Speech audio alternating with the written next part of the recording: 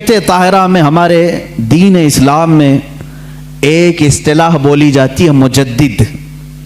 مجدد دین کو صحیح طریقے سے اپنے زمانے میں پیش کرنے والا، جب اس پر گرد و غبار جمع ہو جائے، جب اس پر لوگ خرافات، بدعات، واہیات بھر دیں، تو ایک مجدد آتا ہے، ان سب کو ختم کر کے دین اسلام کا صحیح چہرہ پھر امت مصطفیٰ کے سامنے پیش کرتا ہے، اسے مجدد کہتے ہیں۔ یہ مجدد کا لفظ بھی ملا ہے ہمیں حدیث رسول سے۔ اللہ کے حبیب صلی اللہ تعالی علیہ وسلم نے ارشاد فرمایا، سنن ابو داؤد کی حدیث ہے، ان اللہ یبعث لہذه الامة رأس کل 100 سنة من یجدد لها دینہا۔ اللہ کے حبیب صلی اللہ علیہ وسلم فرماتے ہیں، بے شک اللہ تعالیٰ اس امت میں ہر 100 سال پر ایک ایسا شخص پیدا کرتا ہے جو میرے دین کو تجدید کر کے صحیح چہرے کے ساتھ پیش کرتا ہے۔ ہر صدی میں، ہر 100 سال میں ایک ایسی شخصیت پیدا ہوتی ہے جو دین کا صحیح چہرہ امت کے سامنے پیش کرتی ہے۔ ہاں، ہم جس زمانے میں ہے، اس زمانے نے ہمیں مجدد کی پہچان جو ملی، اعلیٰ حضرت امام احمد رضا خان فاضل بریلوی رضی اللہ تعالیٰ عنہ شہرۂ آفاق ہیں، اس لیے مجدد کا لفظ آپ نے زیادہ طور پر اعلیٰ حضرت کے لیے سنا ہوگا۔ اور اس سے قبل تقریباً 13 صدیوں تک مجدد آتے رہے۔ پہلی صدی کے مجدد حضرت سیدنا عمر ابن عبدالعزیز رضی اللہ تعالیٰ عنہ کو لوگوں نے فرمایا ہے، محدثین اور فقہاء نے فرمایا ہے، وہ پہلی صدی کے مجدد تھے۔ دوسری صدی کے مجدد میں امام شافعی رحمۃ اللہ تعالیٰ علیہ کا نام پاک آتا ہے۔ اسی طرح کئی علماء ہیں، اس میں مجددین کی فہرست ایک طویل ہے۔ ایک زمانے میں کئی مجدد بھی ہو سکتے ہیں، ضروری نہیں کہ پوری دنیا میں ایک ہی ہوگا۔ تیسری صدی میں دوسرے مجدد آئے، چوتھی میں الگ آئے، پانچویں میں الگ آئے۔ امام غزالی رحمۃ اللہ تعالیٰ علیہ یہ بھی مجددین میں ہیں۔ اور اسی طرح سے 1000 سال کے بعد ہندوستان میں ایک مجدد آئے جن کو مجدد احمد فاروقی سرہندی، مجدد الف ثانی کہا جاتا ہے، جنہوں نے اکبر کا لایا ہوا دین الہی ختم کیا اور دین مصطفیٰ کی پھر سے نشو نما کی۔ وہ مجدد الف ثانی امام ربانی جن کا لقب ہے وہ احمد فاروقی سرہندی۔ ان کے بعد پھر مجدد آئے سیدنا عبدالعزیز دہلوی رحمۃ اللہ، شاہ عبدالعزیز محدث دہلوی رحمۃ اللہ تعالیٰ علیہ۔ 14ویں صدی کے حالات میں تھوڑے سے آپ کے سامنے بتا دوں۔ یہ 13 صدی کے جو مجدد آئے، انہوں نے اپنے اپنے زمانے میں تجدیدی کارنامے فرمائے۔ ان کے زمانے میں جو چیلنجز تھے ان کا مقابلہ انہوں نے کیا۔ امت مصطفیٰ پر، دین مصطفیٰ پر آنے والی ساری بلاؤں کو انہوں نے دور کیا۔ جس انداز سے بھی طوفان کھڑے ہوتے، مجدد اپنے ذات کے ساتھ، اپنے قلم کے ساتھ، اپنی زبان کے ساتھ جہاد کرتا اور شریعت طاہرہ کا دفاع کرتا۔ 14ویں صدی کے حالات ایسے تھے میرے عزیزوں۔ ہندوستان کے حالات میں اگر آپ کو بتاؤں، یہاں کے پس منظر کو آپ کو پہلے سمجھنا ہوگا، پھر اعلیٰ حضرت کی ذات آپ کو سمجھ میں آئے گی۔ اللہ کے حبیب صلی اللہ تعالیٰ علیہ وسلم کے وارث اور حضور اکرم صلی اللہ علیہ وسلم کے نائب یا علماء امت نے کس طرح کی قربانیاں دی۔ ہندوستان کے حالات ایسے تھے، ایسٹ انڈیا کمپنی کے نام سے انگریز اپنے قدم جما رہے تھے، اور انگریز جب یہاں پر پھیلنا شروع ہوئے، پہلے انہوں نے بنگال کو اپنے قابو میں کیا، پھر اس کے بعد گوا میں، ادھر ادھر علاقوں میں اپنی کمپنی کے نام سے شروع کیا، بمبئی کو قبضے میں لیا۔ یہ وہ دور تھا جب یہاں پر مغل سلطنت آخری سانسیں لے رہی تھی۔ بہادر شاہ ظفر جس کے آخری حکمراں رہے ہیں، یہ کمزوری کے ایام تھے، مغل سلطنت کی علالت کا دور تھا، اور انگریزوں نے اس کمزوری کا فائدہ اٹھا کر کے ہندوستان میں اپنے قدم جمائے۔ جانتے ہیں اس وقت پورے ہند میں، ابھی ہندوستان کی تقسیم نہیں ہوئی تھی، یہ بنگلہ دیش بھی ہندوستان کا حصہ تھا، یہ پاکستان بھی ہندوستان کا حصہ تھا، افغانستان کے بھی کئی علاقے ہندوستان کے حصے میں آتے تھے، بڑا ہند تھا اس زمانے میں۔ پورے بر صغیر اس کو کہا جاتا ہے، سب کانٹیننٹل ہندوستان کو، بر صغیر، شبہ القارۃ الہندیہ اس کو عربی میں کہتے ہیں، یعنی ایک انٹر کانٹیننٹل کے برابر ہی ہندوستان کو سمجھا جاتا ہے، تھوڑا چھوٹا اس سے۔ اتنے پورے علاقے میں پورے مسلمانوں کا عقیدہ ایک ہی تھا، وہ اہل سنت و جماعت۔ یا اگر کچھ تھے تو رافضی اور شیعہ تھے تھوڑے سے، لیکن پورے بر صغیر میں مسلمان صرف اہل سنت و جماعت تھے۔ انگریز جب یہاں پر ہندوستان میں آئے تو ان کو سب سے زیادہ خطرہ کس سے تھا؟ انہوں نے اپنی کتابوں میں لکھا علماء اسلام سے انہیں خطرہ تھا۔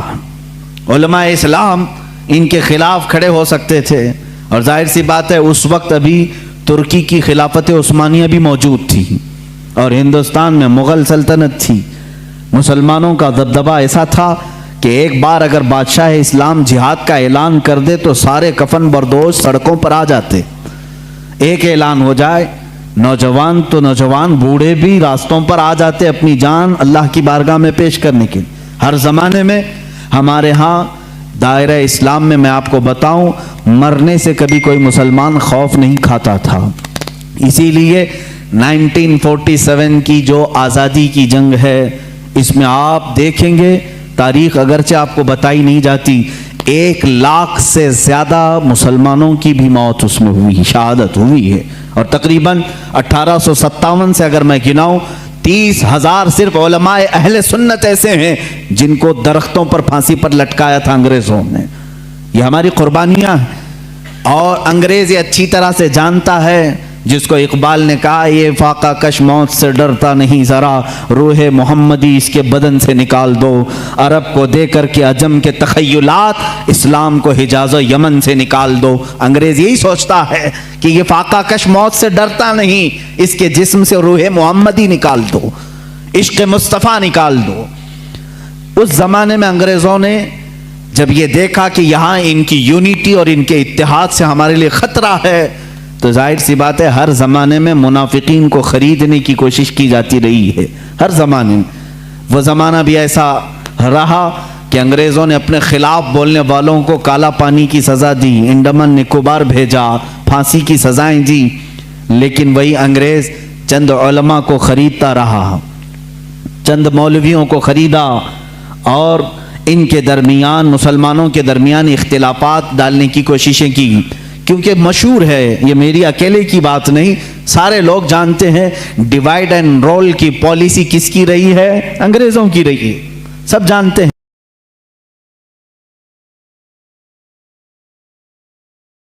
ہاں بالکل، مجھے اس بات سے خوف نہیں ہے، ڈیوائیڈ اینڈ رول کی پالیسی انہی کی لائی ہوئی تھی، تفرقہ پیدا کرو، ٹکڑے کرو، اور اس کے بعد حکومت کرتے رہو، اختلافات ڈالو۔